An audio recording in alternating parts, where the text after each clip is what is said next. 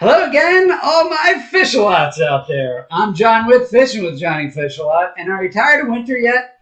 Better yet, are you tired of going winter fishing, freezing your tookies off, and not catching any fish? Well, don't worry about it, because if you stick around for the entirety of this episode, I'll show you some helpful tips and tricks that'll get you grabbing all your gear and heading down a local pond, lake, or river to get yourself some really nice winter fish. And in this episode, we'll be going after some crappie and bass.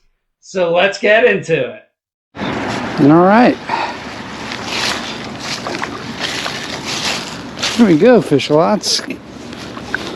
Cold water bassing, it seems like. There we go again, cold water fishing. There you go, nice little guy.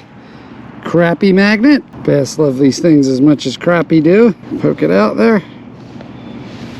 There you go, nice little cold winter bass here. Well, we actually had 2 warm nights, and that might be enough. There it goes to get these fish going. That's what I'm hoping for. But I picked this spot to fish because there's a tree line here, and the way the wind blowing is these trees are blocking the wind in this whole little lagoon area here. And you can see it, there's not a ripple on the water.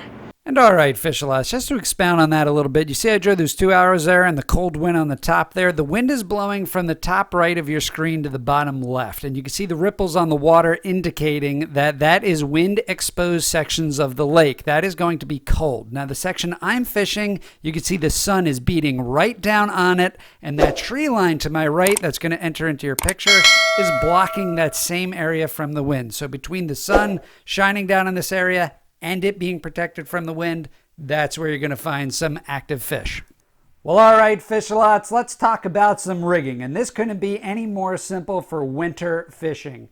And really what I got here is a Bobby Garland 164-ounce jig head on a crappie magnet. And that is it. Crappie magnets are absolutely awesome baits for anybody out there looking for bass, crappie, bluegill. These things just catch it all. And I love these things. And the best part about a crappie magnet is they're very buoyant. So this plastic that they use for this is not like a gulp minnow. This thing will really float. And so even on a 164-ounce jig head, you'll get a really nice slow descent on this, and it'll trigger a lot of bites. So I have that connected, of course, to 2-pound SOS trout line. I cannot recommend 2-pound test line enough for all you fish-a-lots out there whenever you're going ultralight fishing. The low diameter of this monofilament will trigger more bites than any other test line. There's a lot of stretch in this line, and you could really catch some big fish even though this is only 2-pound test. And of course, from the crappie magnet, I have connected to a peg float,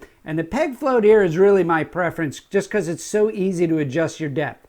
You simply take the peg, you put it into the float, you tighten it down, and now very easily you could just move the float up and down your line. So this is just a great and easy way that you could rig up your ultralight fishing gear for bass, crappie, and bluegill in this winter season. All right, let's get back on the water. Oh, fish-a-lots, there's another one. Oh, a little crappie. That's the target species right there, folks. Crappie magnet, caught a crappie. All right.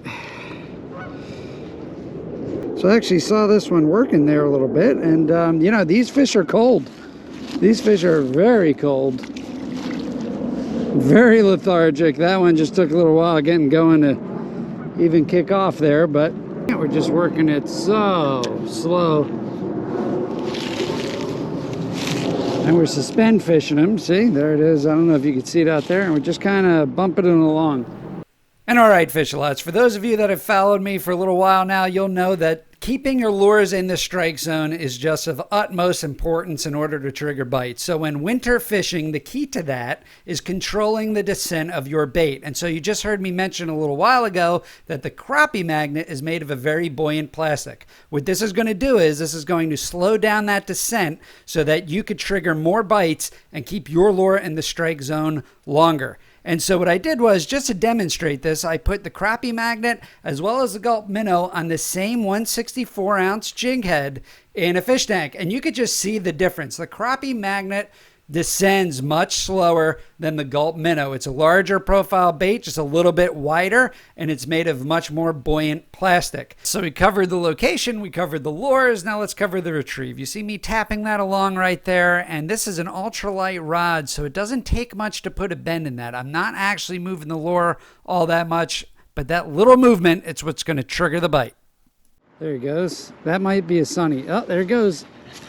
There we go. See how subtle that bite was? That's a bass. Look how subtle that bite was when I caught that fish. I mean, my goodness, that was a slow bite. There we go. There we go.